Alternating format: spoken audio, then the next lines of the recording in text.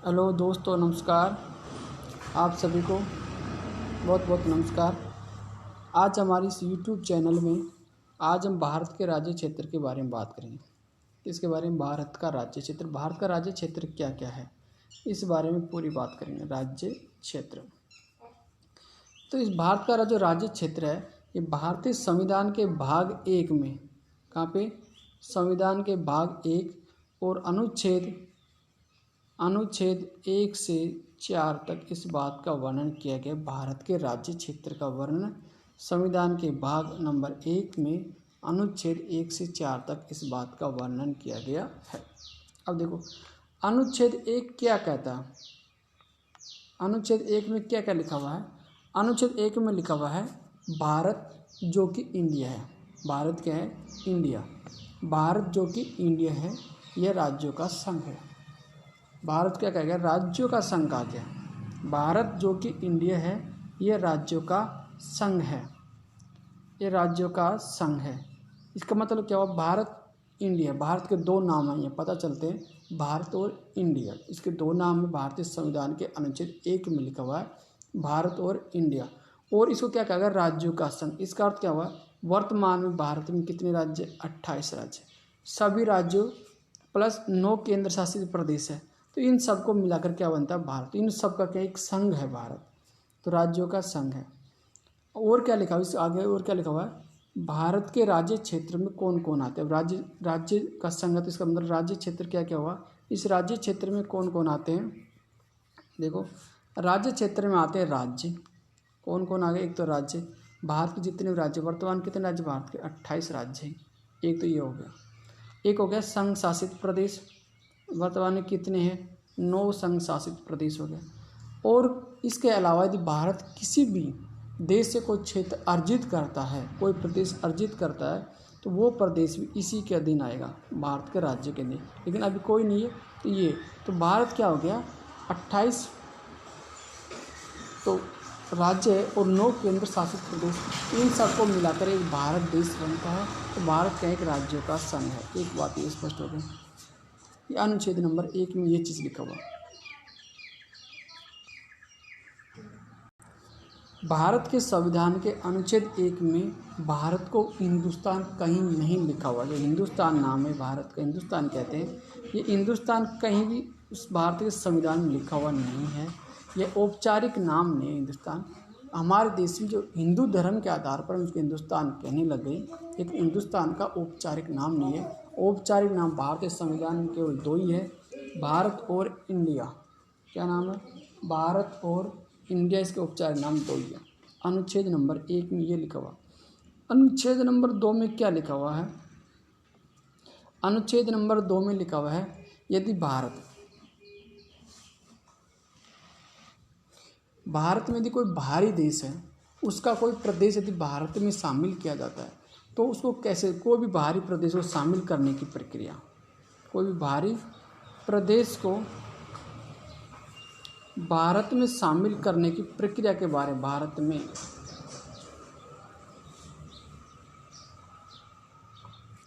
शामिल करने की प्रक्रिया के बारे में बताया गया, करने की प्रक्रिया के बारे में बताया गया है।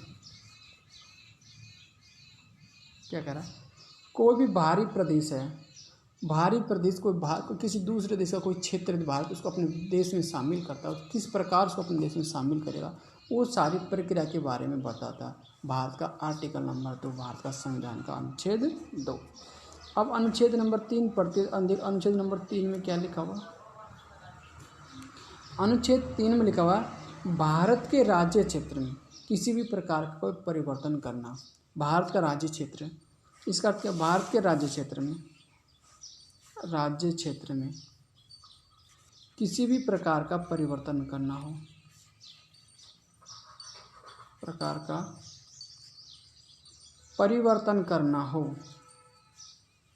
तो उसका प्रावधान है।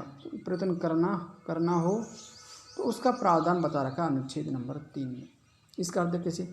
मान लीजिए हमारा देश ये भारत है, इसमें वर्तमान में कितने राज्य? वर्तमान में 28 राज्य और 9 केंद्र शासित प्रदेश। कितने राज्य? 28 राज्य और 9 केंद्र शासित प्रदेश हैं। अब हमारे संसद को यह अधिकार है तो वह चाहे किसी भी राज्य, मान लीजिए किसी भी राज्य नए राज्य का, हमारे देश में वो एक नए राज्य का निर्माण कर सकती है। भारत की संसद को अधिकार है कि वो भारत में एक नए राज्य का निर्माण कर सकती है। किसी राज्य की सीमा को कम कर सकती है, बढ़ा सकती है। किसी भी राज्य की सीमा को घटा बढ़ा सकती है, ज़्यादा कर सकती है, कोई नए राज्य बना सकती है, उसका राज्य का नाम परिवर्तन कर सकती है।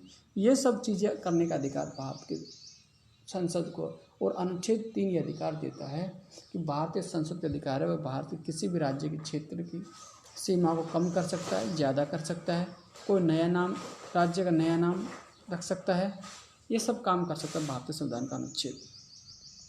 लेकिन ये कैसे करेगा?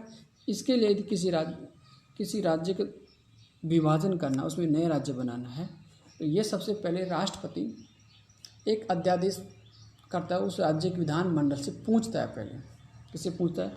मान लीजिए राजस्थान के को 2 राज्य बनाना है, तो राष्ट्रपति क्या करेगा? राजस्थान की जो विधानसभा है उससे पूछेगा कि आप चाहते हो, और उसकी राय जानेगा कि वो नए राज्य बनाना चाहते हैं या नहीं चाहते हैं।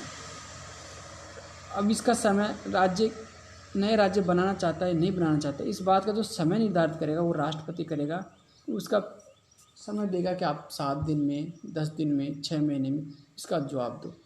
यदि राज्य ने जवाब दे दिया, मान लीजिए राज्य ने जवाब दे दिया कि हम नहीं चाहते हमारे क्षेत्र का नाम परिवर्तन करना, या हमारे राज्य को विभाजन करना नहीं चाहते, फिर भी संघ सरकार को, केंद्र सरकार को यह अधिकार है कि वह उस राज्य का विभाजन कर सकता है, नए राज्य का बना सकता है उसमें से।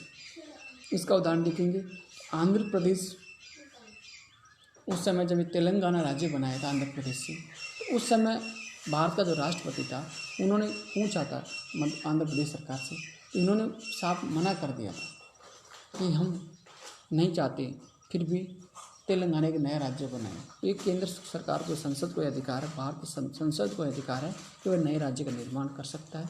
इस चीज़ से कोई फर्क नहीं पड़ता कि उस राज्य की जो विधानसभा या विधानमंडल है वो उसकी राय हाँ में दो या ना में दो, उससे कोई फर्क नहीं पड़ता है।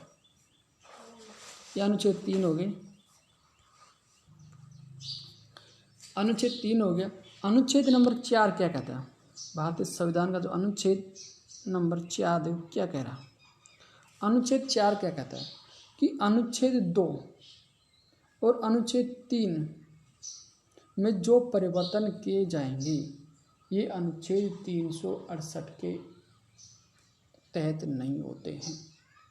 वापिस समझो, भारत का जो संविधान संशोधन करने का जो अनुच्छेद है 368 क्या कह रहा है?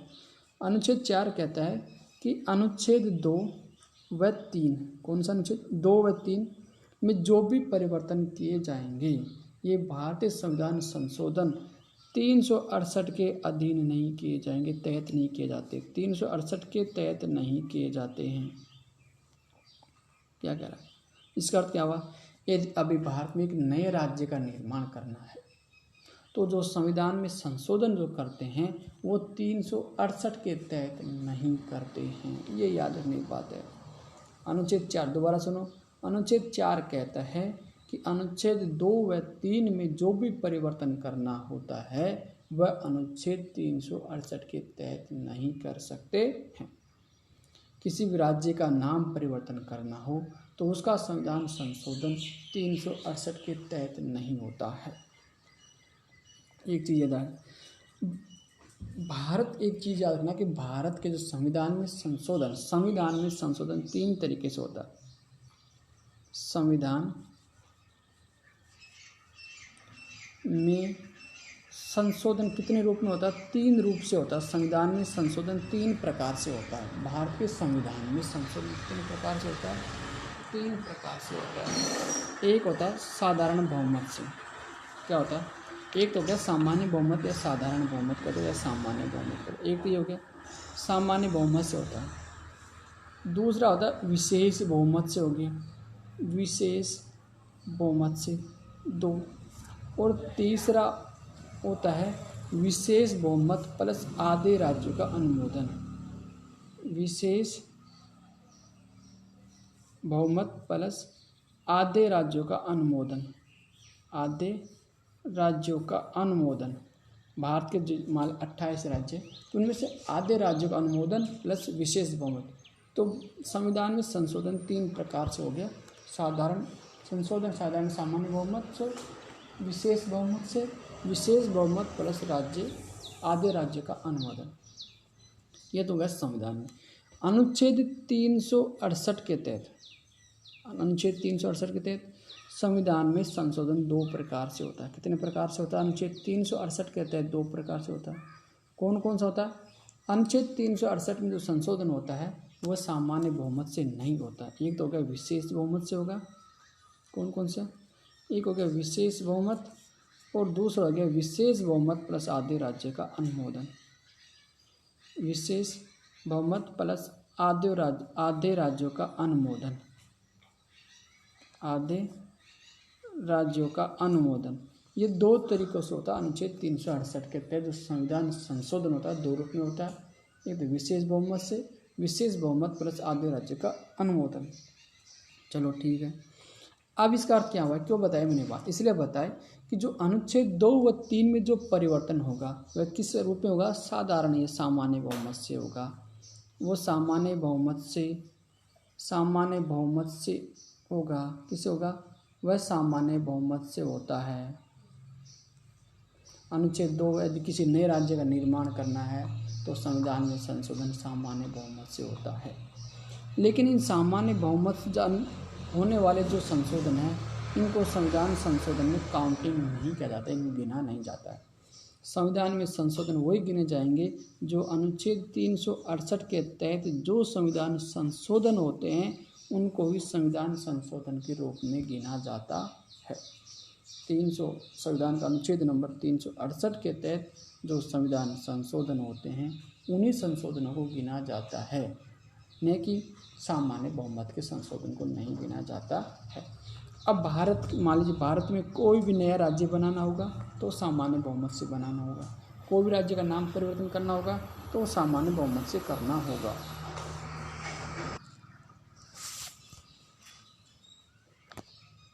तो संविधान के जो अनुच्छेद 2 और 3 में जो परिवर्तन होता है उसको सामान्य बहुमत से किया जाता है। अब आगे में थोड़ा सा बात करेंगे। एक 35वां संविधान संशोधन हुआ था 1975 में। कौन सा? 35वां संविधान संशोधन कब हुआ था? 1975 में। इस 35वें संविधान संशोधन जो 1975 में हुआ था उसमें भारत के संविधान में एक नया अनुच्छेद जोड़ा गया। और वो अनुच्छेद कौन जोड़ा गया? वह अनुच्छेद जोड़ा गया अनुच्छेद 2 और ए। कौन सा अनुच्छेद जोड़ा गया? अनुच्छेद 2A जोड़ा गया। इस एक चीज़ ध्यान रखना, ये ए का अर्थ जब बाद में ABCDEF जो लगाते हैं इसका अर्थ होता है कि ये अनुच्छेद मूल संविधान में नहीं था, इसको बाद में जोड़ा गया। तो अनुच्छेद 2A को कब जोड़ा गया था? 35वें संविधान संशोधन करके 1975 में जोड़ा गया था। अब क्यों जोड़ा गया था, क्या कारण था उसका? इसका एक मैं बताता हूँ क्या कारण था इसका कारण ये था, इसलिए जोड़ा गया कि भारत उस समय एक भारत का राज्य था सिक्किम। इस जो सिक्किम राज्य को इसके गठन करने, सिक्किम राज्य है जो सिक्किम राज्य था इसका गठन करने के लिए नहीं बल्कि सिक्किम को एक अलग राज्य दर्जा दिया गया था। कौन सा राज्य का दर्जा दिया गया था? शहर राज्य का दर्जा दिया गया था। किसका राज्य का? शहर राज्य का। क्योंकि भारत का जो संविधान में जो अनुच्छेद 1 है वह राज्य, संघ और अर्जित प्रदेश की बात करता है, वह शहर राज्य की बात नहीं करता है। इसलिए सिक्किम को जब शहर राज्य का दर्जा देने के लिए एक संविधान संशोधन किया 35वां और एक अनुच्छेद जोड़ा गया 2A जोड़ा गया। शहर राज्य किससे कहते हैं? शहर राज्य का अर्थ होता है, शहर राज्य का अर्थ क्या होता है? शहर राज्य का अर्थ होता है, इस शहर राज्य का अर्थ ये होता है ऐसे राज्य जिन्हें आंतरिक मामलों में हस्तक्षेप न करें। ऐसे राज्य जिनके आंतरिक मामलों में हम हस्तक्षेप, जो संघ सरकार है, भारत की संसद है, तो उसके आंतरिक मामलों में हस्तक्षेप नहीं करे, बल्कि उसके बाहरी मामले से रक्षा हो गया, उसके विदेशी मामले हो गए, उसकी मुद्रा है, संचार संबंधी जो विदेशी मामले हैं, जो बाहरी मामले, उनमें हस्तक्षेप कर सकते हैं, उसके आंतरिक मामलों में हस्तक्षेप नहीं कर सकते हैं। इसको सह राज्य कहा गया। और ये सह राज्य बनाया गया सिक्किम को। कब बनाया गया? 35वां संविधान संशोधन कर 1975 में एक अनुच्छेद जोड़ा गया, 2A जोड़ करके इसको सिक्किम को सह राज्य के रूप में बनाया गया था। सिक्किम का गठन करने के लिए नहीं, बल्कि सिक्किम को सह राज्य के रूप में बनाया गया। फिर 35वां में तो इसको बना दिया और तुरंत एक 36वां संविधान संशोधन और कर दिया भारत के संविधान में। 36वां संशोधन करके 36वां संविधान संशोधन करके सिक्किम को वापस राज्य का दर्जा दिया गया। और इस संविधान का जो अनुच्छेद है 2A, अनुच्छेद जोड़ा गया था 2A, इसको यहीं समाप्त कर दिया गया।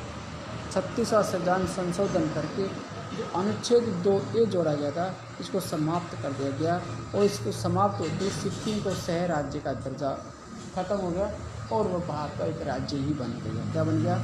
भारत का फिर एक राज्य बन गया, सह राज्य नहीं रहा। इसलिए अब सिक्किम के भारत का एक राज्य है।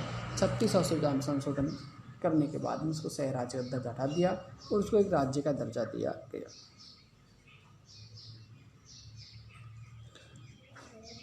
अनुच्छेद वो 368 के बारे में और बात करेंगे थोड़ी सी। अनुच्छेद 368 के बारे में, अनुच्छेद संविधान संशोधन का जो अनुच्छेद है 368, इसके बारे में थोड़ी सी और बात करेंगे।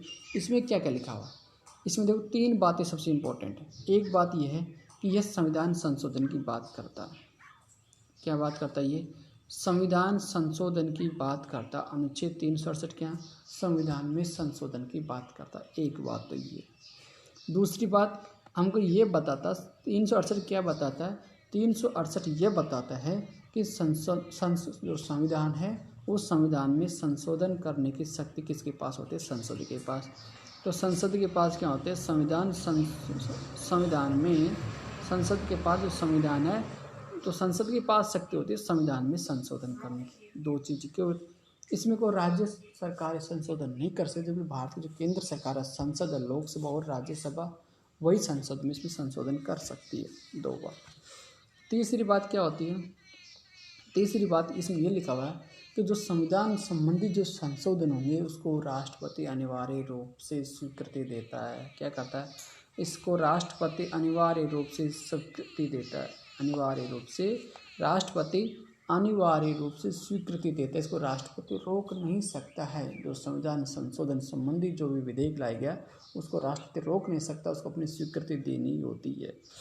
लेकिन ये भी जो तीसरी बात जो संविधान में इसमें जोड़ा गया था, तीसरी बात अनुच्छेद 368 में ये जोड़ गई कि राष्ट्रपति अपनी स्वीकृति देगा। एक कब जोड़ी गई थी? उस समय भारत की प्रधानमंत्री थी इंदिरा गांधी। इंदिरा गांधी ने एक संविधान संशोधन करवाया 24वां। कौन सा करवाया? 24वां संविधान संशोधन हुआ था। 24वां संविधान 1970 में। कब हुआ? 1970 में 24वां संविधान संशोधन करके उसने राष्ट्रपति को इस चीज़ के लिए बाध्य कर दिया कि उसको स्वीकृति देनी होगी। तो अनुच्छेद 368 में 3 बातें लिखी हुई है।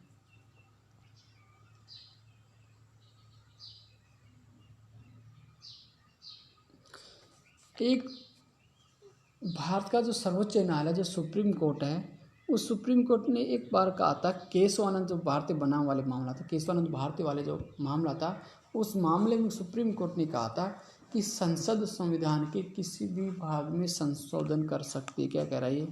कि जो संसद है जो भारत के संविधान के किसी भी भाग में, भारत के जो संविधान के किसी भी भाग में संशोधन कर सकती है। भारत के संविधान के किसी भी भाग में क्या कर सकती है? संशोधन कर सकती है। किसी भी भाग में कर सकती है। भारत की जो संसद है जो भारत के संविधान के किसी भी भाग में संशोधन कर सकती है, ये बात सुप्रीम कोर्ट ने कही थी। लेकिन उसने एक बात और ध्यान रखने के लिए कहा था, लेकिन आधारभूत संरचना का उल्लंघन नहीं किया जा सकता है। किसका? आधारभूत संरचना का उल्लंघन नहीं करना। संविधान संशोधन कर सकते, लेकिन जो आधारभूत संरचना है उसका उल्लंघन नहीं होना चाहिए। आधारभूत संरचना क्या होती है?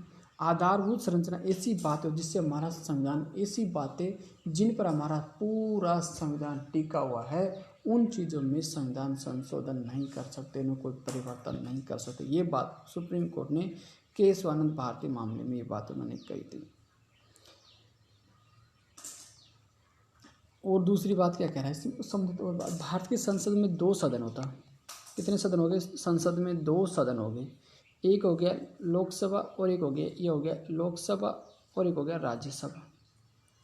लोकसभा और राज्यसभा संविधान संशोधन से संबंधित कोई भी विधेयक सदन के किसी भी सदन में रखा जाए। राज्यसभा में भी रख सकते हैं उसको, लोकसभा में भी रख सकते।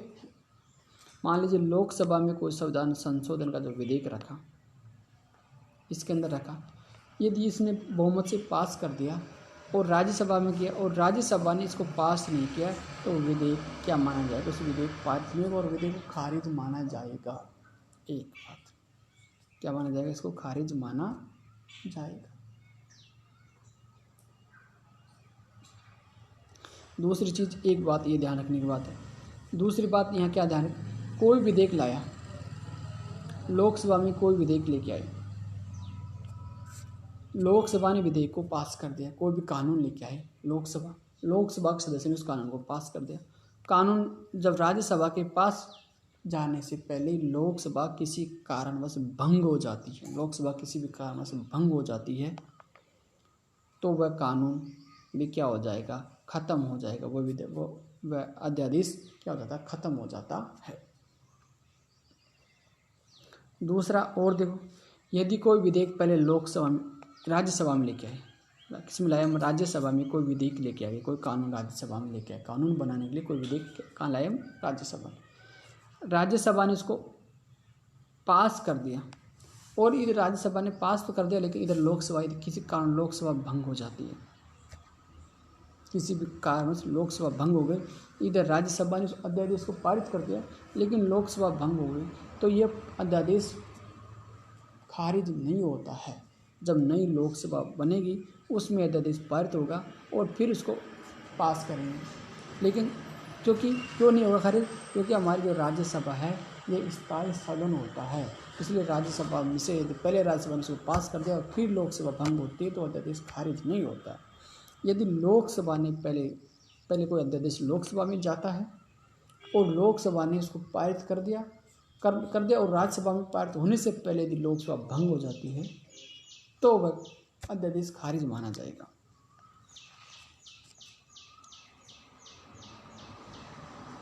ठीक है दोस्तों, ये भारत के राज्य क्षेत्र के बारे में जानकारी अच्छी लगी हो तो हमारे चैनल को सब्सक्राइब जरूर कीजिए। Thank you.